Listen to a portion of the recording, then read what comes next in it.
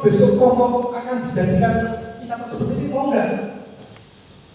Nah, kadang pada waktu rapat kita hanya pakai mic. Tapi Pak Kades pada waktu itu dia berani tahun 2008 itu membeli proyektor.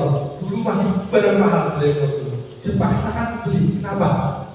Karena namanya masyarakat desa, kalau cuma ngobrol kayak gini, Bapak yang di pojok ngantuk, yang Pak Paijo di belakang susuran dan sebagainya. Tapi kalau di secara visual mereka tertarik. Ini barang-barang kok bisa seperti itu ya? Emang bisa Pak? Bisa. Dan itu yang memaparkan bukan Pak Kades, pinjam orang lain. Yang memaparkan para mahasiswa.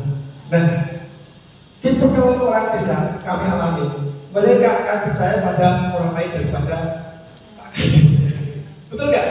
Betul. Pak Kades seperti itu. Dia menyewa mahasiswa. Ini loh, mahasiswa teknik loh, calon insinyur ini. Tahu pokok akan seperti itu, besok dia akan seperti itu. Jadi ini adalah nanti perbaikan, benar-benar di situ. Yang kedua, perencanaan. Kalau memang belum bisa merencanakan, pinjam orang lain untuk merencanakan, karena itu adalah kunci. Salah kita merencanakan, pasti salah, pasti nggak guna. Tidak direncanakan, sudah pasti. Direncanakan aja kadang tidak bisa, apalagi tidak direncanakan. Itu kalau seperti dulu ingat mbah saya dulu bangun rumah itu gambarnya apa? Gambarnya jalan, gambarnya di kepala. Pengen ini tambah lagi bangun rumah pada waktu dulu. Kalau tidak ada perencanaan sangat penting sekali. Butuh orang lain merencanakan. Karena di situ tentang bangunan sebagainya kita akan tahu. Kita harus belajar orang lain. Bisa mahasiswa, bisa konsultan kalau punya uang untuk mendesain apa, untuk mendesain perencanaan tersebut. Next, ini sama. Next, pengolahan sampah. Dan ini sampah ini sekarang jadi luar biasa. Pengunjung wisata itu dia bawa uang, tapi juga bawa masalah sampah. Itu jadi apa ya? Tidak bisa kita hindari, maka kita harus ada pengawasan di situ. Next ini bagaimana kami pada waktu itu kita tidak bisa menghindari tentang rencana dan rencanakan seperti itu. Nah, ini salah satu pengelolaan kami di Purwokerto. Kemudian itu adalah yang kami sampaikan, ada toko desa. Desa Ponggo mengharapkan ada matman masuk ke desa Ponggo. Jadi kalau ada bantuan uang itu masukkan ke ATM, dan ATM itu hanya bisa dibelanjakan di toko desa kami milik desa. Jadi uangnya muter ke desa terus. Uangnya masyarakat yang lain masuk ke desa Ponggo, tapi uangnya desa Ponggo muter ke desa Ponggo. Itu ekonomi kami. Next. Nah, ini saya sampaikan tadi bahwa desa itu luar biasa. Pernah dengar pentagonal aset? Bahwa desa luar biasa asetnya. Hampir 60-70% aset nasional itu ada di desa, semuanya di desa. Ada satu namanya aset sumber daya alam. Pernah nggak kita hitung di desa? Berapa miliar aset sumber daya alam? Boleh nggak satu desa itu beli 1 triliun? Gak ada yang mau. Satu pohon itu 100.000 misalkan. Di desa ada ribuan pohon, kalau dikalikan berapa? Itu adalah aset luar biasa. Desa itu luar biasa. Sekarang kebun sawit itu ada di desa atau di kota? Perkebunan desa atau kota? Sawah yang luas itu di desa atau kota? Semua di desa. Bahkan tambang-tambang mineral itu ada di desa. Pertanyaan misalnya, kenapa desa masih belum tidak berdaya? Masih belum berdaya. Ini yang kami sampaikan ke beberapa desa yang ada di desa Bogor, Kalimantan, Sumatera. Di situ banyak sekali kebun sawit, di situ banyak sekali tambang mineral. Kenapa BUMDes tidak mau mendirikan tambang di situ, perusahaan tambang di situ, atau mendirikan perusahaan CPO di situ? Padahal itu bisa, sangat bisa sekali. Jangan sampai desa sebagai penonton. Bahkan sekarang BUMDes bisa mendirikan pabrik CPO, bisa menjual itu, bahkan sekarang bisa untuk luar negeri, bisa untuk ekspor. Asal dia mau. Karena aset desa itu luar biasa. Jangan sampai aset mereka pohonnya di desa, kebunnya, tapi dijual ke pabrik orang lain. Untuk kami saat ini ada mendampingi di beberapa desa di Bintan, kemudian yang satu di Jasati di Riau, ada 5 desa gabung BUMDes. Jadi BUMDes seperti BUMDes, dia akan patungan untuk membuat perusahaan atau pabrik CPO. Itu adalah pertama kali kalau terjadi, tapi sekarang sudah perizinan sudah jadi 3 anggaran yang terjadi. Itu satu pertama kali BUMDes membuat atau mendirikan pabrik CPO itu di Riau. Nanti kalau itu proyek benar-benar proyek percobaan bahwa BUMDes itu bisa mendirikan perusahaan ataupun karena sudah sekarang sudah bersiap Badan Hukum. Itu kenapa PP11 yang saat ini itu kasusnya ada di Ponggok. Kami alami benar-benar di tahun 2016, omset kami hampir 10 miliar pada waktu itu tahun 2016. Kami pengen pengembangan wisata itu terintegrasi, satu desa, satu RW, ada satu wisata. Nah, kami butuh permodalan yang luar biasa pada waktu itu. Kita itu hampir 30 miliar kalau untuk pengembangan semuanya berdasarkan perencanaan. Nah, kami BUMDes kami berusaha untuk bekerjasama dengan pihak ketiga, dengan perbankan. Tahun 2016 mengajukan ke bank. Kalau secara kesehatan BUMDes kami mampu untuk mansur. Yang tidak bisa adalah legalitasnya. Perbankan tidak bisa bekerjasama dengan BUMDes karena BUMDes adalah hukum pabrik pada waktu itu. SK dari Pak Kades tidak bisa diterima oleh perbankan. Makanya sekarang dengan PP11 ini BUMDes bisa berbeda hukum. Sekarang bisa bekerjasama dengan perbankan secara B2B, bisa untuk bisnis, untuk pinjam dan sebagainya. Tapi hati-hati, saat ini kalau kerugian BUMDes ditanggung oleh direkturnya, karena yang merugikan direkturnya adalah kuasa penuh di situ. Hati-hati, perencanaannya hati-hati, benar. Apalagi besok tahun 2025 dana desa masuk ke situ, kalau masuk ke modal, ke aset, nah itu masuk itu pasti inspektorat juga masuk. Hati-hati, makanya hati-hati. Kalau di desa Bogor, BUMDes kami dana desa tidak ada yang masuk ke BUMDes. Kami tidak pernah menerima dalam bentuk uang pure nol dana desa. Jadi inspektorat tidak masuk.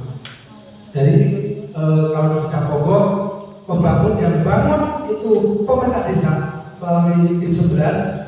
Setelah jadi, pengelolaannya diserahkan ke BUMDes. Jadi bukan BUMDes yang mendirikan bangunan. Yang kemudian ada BUMDes, itu aset bisa.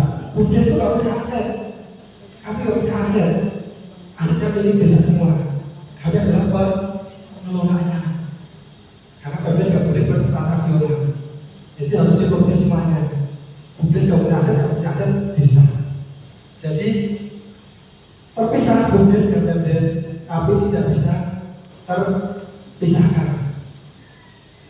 Nah, saat ini kenapa BUMDes itu juga tidak bisa maju? Biasanya BUMDes tidak ada yang namanya evaluasi. Jarang sekali evaluasi. Kalau kami hampir setiap Senin kami meeting evaluasi. Kemudian tiap bulan kita bikin laporan bulanan, kita kirim ke PBS. Tiap bulan, tiap 3 bulan kami bikin liburan itu nanti sampaikan ke BPD.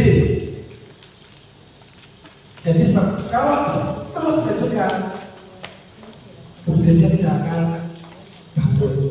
Kenapa? Karena sebelum dia ada masalah sudah dievaluasi.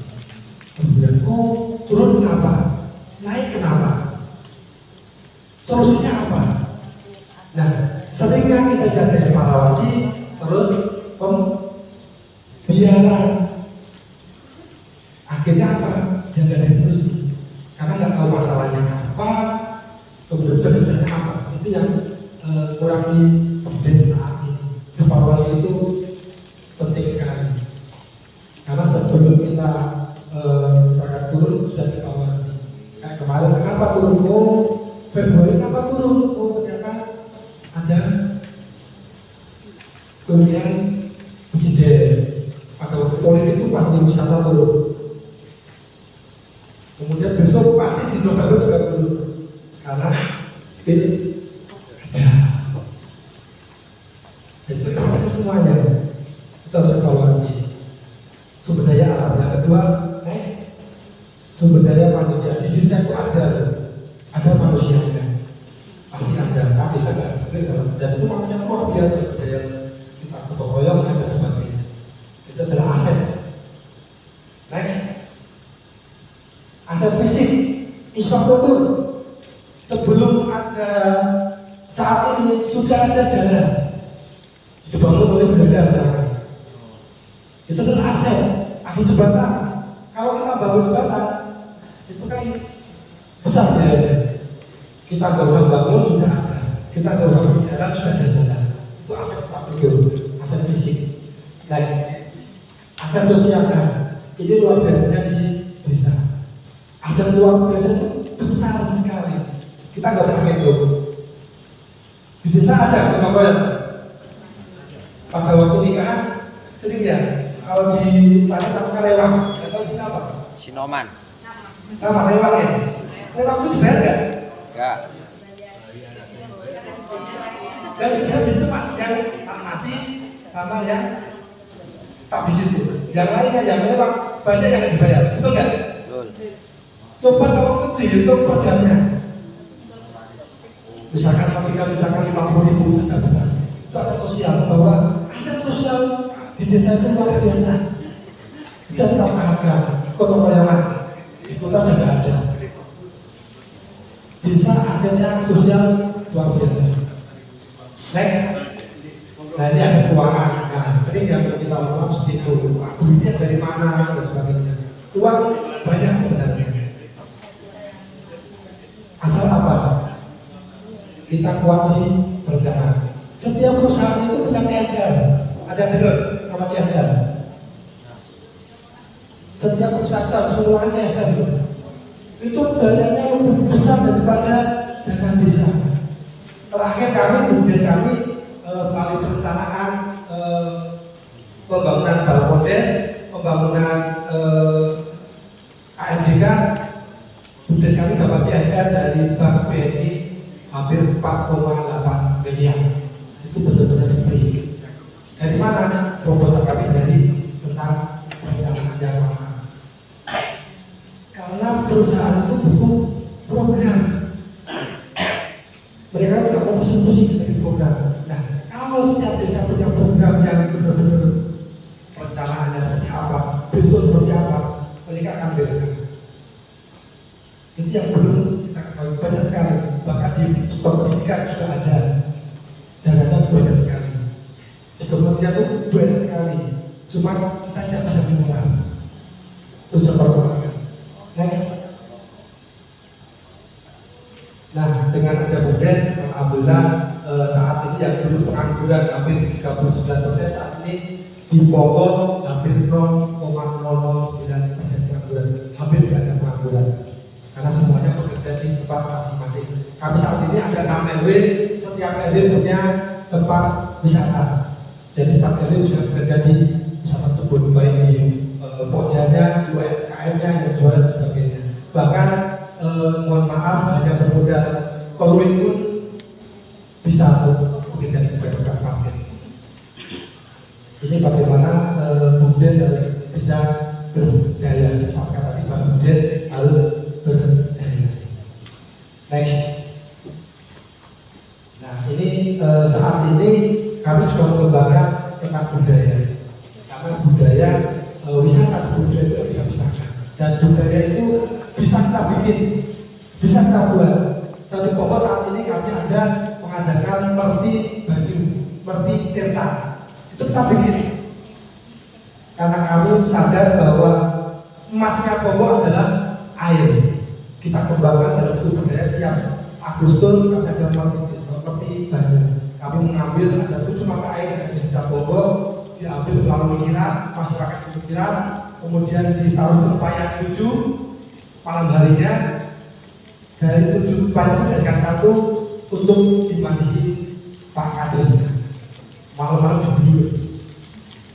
Itu sebenarnya kami yang bikin. Itu menjadi agenda tahunan.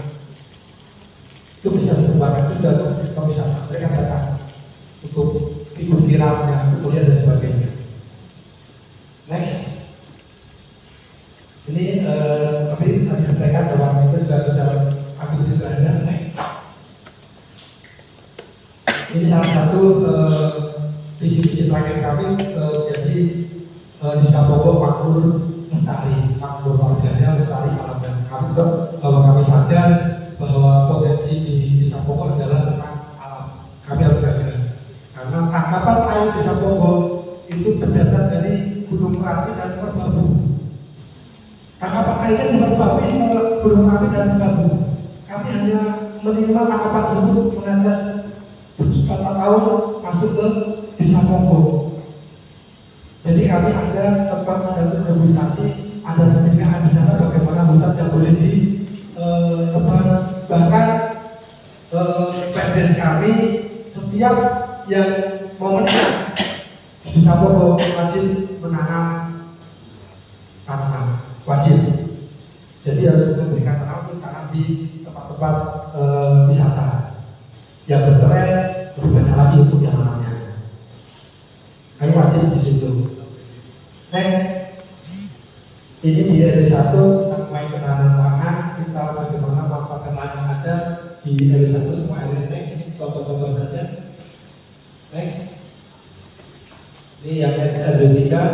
Next, next, ini RW Busari dan semuanya ada wisatanya. Next, nah ada 6 RW. Next. Ini sekarang saat ini kita bisa meninggalkan yang namanya teknologi, bahwa Pokok besar juga karena teknologi. Kami sadari itu bagaimana kami hampir setiap hari wajib masyarakat Pokok untuk mengupload di akunnya masing-masing. Karena itu adalah marketing desa. Kalau bukan Pak bisa siapa lagi? Sebenarnya viral itu mudah, asal kompak. Misalkan gini, satu kampung bikin tumpeng terpanjang, foto semuanya, satu warga di waktu yang sama upload, di akun yang sama upload, itu harus viral. Intinya apa? Kompak. Karena satu orang bisa sampai 2-3 akun, betul kan? Kalau semuanya satu desa upload satu hari, 1 jam yang sama, itu pasti trending. Itu trik bagaimana desa kita harus ke media sosial. Next, ini untuk perencanaan RPJM, kita harus RPJM, kita harus melihat nasional apa di daerah apa, karena itu akan mudah kita untuk membuat program-program di desa, karena selaras dengan program nasional. Seperti saat ini programnya tantangan kami sama saat ini kita membuat wisata agrowisata saat ini, karena sesuai dengan dari usaha. Jadi setiap perencanaan kita juga mau lihat dari nasional. Kenapa? Biar sinkron, apa yang kita butuhkan mereka akan mau, karena sesuai dengan rencana nasional. Next, ini ada saja. Nah, ini contoh-contohnya. Umbul monggo dan next. Nah ini Desa Pogok tahun 2008 belum ada apa-apanya, masih kosong semuanya. Ini masih potensi itu tempat mabuk dan sebagainya, karena sepi. Kemudian kita rencanakan next ini di peta ini dibikin tahun 2008. Cita-cita kami di tahun 2035 berdasarkan dari catatan warga masyarakat tadi. Kemudian dibikin ilustrasi ini loh, Ponggo akan seperti ini. Kemudian balai desa dulu seperti ini. Saat ini pernah naik Ponggo? Pernah lihat balai desanya? Luas sekali kan, bisa dilihat nanti. Dulu pengennya seperti ini. Kemudian setiap RW ada wisatanya. Ini impian kami tahun 2035. Alhamdulillah sebelum tahun 2025 semuanya bisa terwujud, walaupun belum sempurna. Jadi dulu impiannya sama satu kakek itu. Besok akan seperti ini. Itu untuk menyatukan warga. Karena kalau sudah mimpinya beda, yakin ini tidak akan terwujud. Alhamdulillah saat ini gedung balai desa sudah ada, tempat edukasi sudah ada, tempat wisata Jubur Pogok dan sebagainya sudah semuanya terwujud, walaupun tidak sesuai dengan gambar ini. Next, ini itu salah satu wilayah di Umbul Desa Giringan, Umbul Sari dan Giringan. Ini bagaimana dulu awalnya seperti apa, kita bergotong royong, akhirnya bisa menunjukkan sekarang menjadi wisata di namanya Umbul Sekedar dan Kapilalan. Next. Ini yang bikin bukan warga Pogok, kami nggak mampu. Untuk begini kami nggak mampu. Tahun 2008 ini yang bikin adalah dari mahasiswa bersama dengan dampingan PMPN waktu itu. Kita butuh orang lain. Apakah seperti itu? Besok seperti ini loh. Masyarakat jadi tahu. Next. Ini gambar awalnya, ini besok seperti ini dan sebagainya. Next.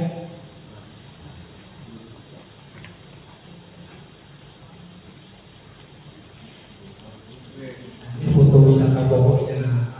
Ini bagaimana foto di bawah pakai sepeda, bahkan main game sambil makan mie juga bisa. Ini ada di Pogok, jadi ada. Ini yang kita ambil dan sebagainya. Ini dulu pada waktu final-finalnya Warrior, kita beri seperti ini. Kita harus beri yang mana? Next. Nah ini ilustrasi ini Pogok Paradiso. Dulu kan Jember, pada sekarang jadi Pogok Paradiso. Jadi besok akan seperti ini, akan seperti ini sampai ke masyarakat. Jadi mereka akan terpacu akan ke tujuan tersebut.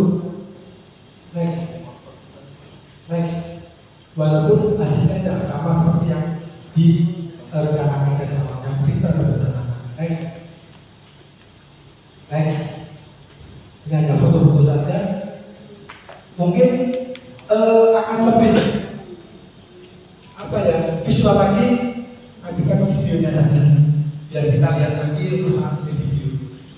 Izin ya video ya, biar enggak sepanas sambil makan nggak apa-apa.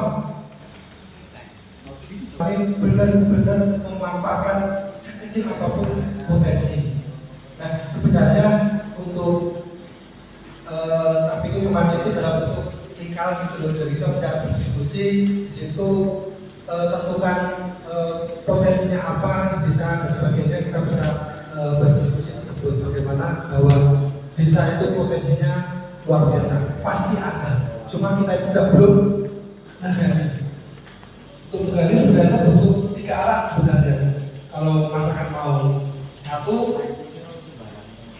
handphone yang ada kameranya, yang kedua kertas, yang ketiga adalah pensil.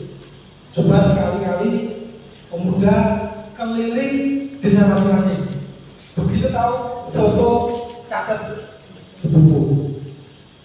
kelihatan fotonya bagus, misalkan di situ ada pemandangan padi yang menguning, foto. Kemudian situ, oh ada matahari kecil nih, foto. Catat dokumen. Setelah itu didata semuanya. Dari sekian banyak foto itu, potensi-potensi itu tentukan satu titik. Tidak harus wisata. Mungkin kalau di Bogor dan wisata semuanya pengen wisata, nggak harus, karena potensi nggak ada wisata. Mungkin di situ menemukan usaha UMKM di foto, dan itu mungkin menarik. Saya tuh dulu masih ingat pertama kali saya kuliah di Unsur Purwokerto tahun 2004, kos pertama kali sore-sore teriak kencang banget itu, cimplung, masih bingung dan cimplung kopor. Pernah tahu cimplung? Tin Kalau guduk. Purwokerto tahu itu sebenarnya makanan khas yang saya waktu membeli itu benar-benar enak. Cuma dari singkong direbus pakai gula apa? Itu bisa menjadi ikon sebenarnya. Kalau kita kemas, kemasan yang bagus dipasarkan itu luar biasa. Bisa mungkin sama seperti kalau di Sukaraja ada gedung goreng. Mungkin di Kebumen mungkin ada makanan itu bisa diekspor semua. Dan kemudian mungkin yang bertugas memasarkan. Dan semua itu pasti ada di desa, itu pasti ada foto tempat dan sebagainya. Setelah itu bikin prioritas mana yang harus dilakukan pertama kali. Satu dulu aja bikin perencanaan, dan satu lagi harus jadi. Gak usah besar-besar dulu, kecil gak apa-apa. Tapi apa? Usahanya harus jadi. Kenapa harus jadi? Usaha pertama itu harus jadi, karena itu akan meningkatkan trust, kepercayaan terhadap pengelola. Kalau sudah dikasih pertama nggak jadi, sudah yakin dia kedua tidak percaya, yakin. Jadi penting pertama itu yang biasa saja, tapi jadi. Jadi itu maksudnya berkembang sedikit-sedikit, tapi itu adalah kelihatan. Kelihatan bisa ini bulan ini untung 100.000, bulan ini untung 200.000, itu jadi bisa menguntungkan. Walaupun sedikit, kami alami dulu berpokok dulu tahun pertama kami omset cuma 2.500.000 sebulan, karena dulu masih kecil. Tapi itu jadi, oh sudah jadi, bisa tahu udah ada datang. Udah mau datang, udah jadi menurut kami dulu. Udah mau datang itu udah mau datang 3 orang, 2 orang. Itu kami masalah udah mau bener loh. Oh saya belum tahu, kok yang berbongkok koyo ngono tok. Kami dulu bilang main koyo ngono tok. Saya tadi sekarang saya sampaikan tadi menjadi alhamdulillah kita. Bahkan terakhir kemarin Hanum Bambangjo juga mau bikin film di Bulu. Yang terakhir kemarin film apa? Bukti Pekertian. Bukti Pekertian juga diambilnya di Budi Pokok.